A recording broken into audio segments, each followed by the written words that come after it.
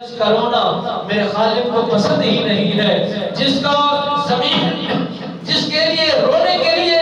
جب روتے ہیں زمین حرکت کرنا چھوڑ جاتی ہے، وہی ان کے غم میں مبتلا ہو جاتی ہے، وہی نواز رسول کے متعلق میرے آقا نامدار صلی اللہ علیہ وبارک وسلم سرکار آنکھوں سے آنسو برسا رہے ہیں، نیر بہا رہے ہیں، زمانے کائنات کو بتا رہے ہیں، اے لوگوں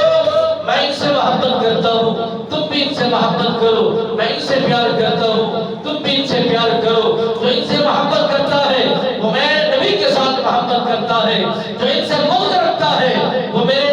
نبی کے ساتھ بغض رکھتا ہے، جو میں نبی کے ساتھ بغض رکھتا ہے وہ خالق و مالک سے بغض رکھتا ہے، اس کا ٹھکانہ پھر جہنم ہوتا ہے۔ اگر انسان عبادت کرے،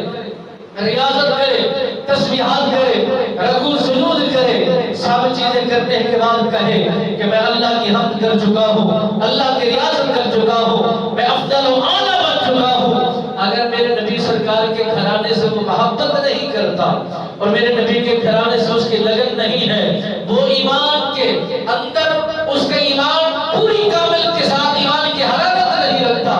وہ مضبوط تر ایماندار نہیں ہے، وہ ایمان کا پہاڑ نہیں بن سکتا، ایمان کا دعوے دار نہیں بن سکتا، کیونکہ میرے نبی اکبر سرکار نے فرمایا اس کی عبادت کو نہیں دیکھا جاتا، اس کی ریاضت کو نہیں دیکھا جاتا، ان کے تسبیحات اور رکوع سجود کو نہیں دیکھا جاتا،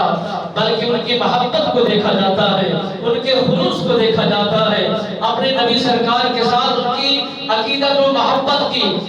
عقیدت کو دیکھا جاتا ہے کہ نبی سرکار کے گھرانے کے ساتھ اس کا رشتہ کتنا مضبوط ہے، تعلق کتنا وسیع ہے، نبی کے گھرانے کے ساتھ یہ مضبوط کتنا ہے، نمازی ہو، متقی ہو، حاجی ہو، زکاتی ہو، عشر ادا کرنے والا ہو، خیرات کرنے والا ہو، صدقات کرنے والا ہو، نیکوکار ہو، سخی ہو، جو کچھ بھلے موجود ہو، مگر نبی کے گھرانے سے وہ خالی ہو، نہ اس کی سخاوت اسے کام دیتی ہے، نہ اس کی عبادت اسے نفع دیتی ہے، نہ اس کی ریاضت اسے فائدہ دیتی ہے، نہ ہی اس کا حج کرنا اسے فائدہ دیتا ہے، بس فائدہ تب ہوتا ہے جب حب رسول میں نبی کے گھرانے کے ساتھ تعلق رکھتا ہے اور نبی کے گھرانے کے لیے جلد جان قربان کرنے کے لیے تیار ہوتا ہے، انہیں کے ہر قول کو لے کر زندگی کو بسر کرتا ہے۔ اگر انسان شراب پیے اور کہے میں حسینی ہوں تو ہرگز نہیں ہو سکتا،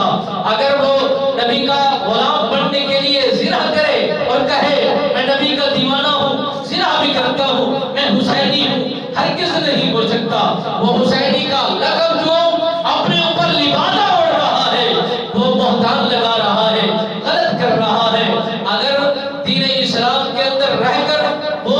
حد بندیوں کو توڑتا ہو، نبی کی سنت کو ترک کرتا ہو اور کہے میں حسینی ہوں، نبی کا غلام ہوں، نبی کا وفادار ہوں، نہ حسینی بن سکتا ہے، نبی کا غلام بن سکتا ہے، نہ ہی نبی کا وفادار ہو سکتا ہے، یہی کذاب ہے، یہی جھوٹا ہے۔ اگر نبی کی شریعت کو اپنا کر وہ زندگی کو نہیں لیتا،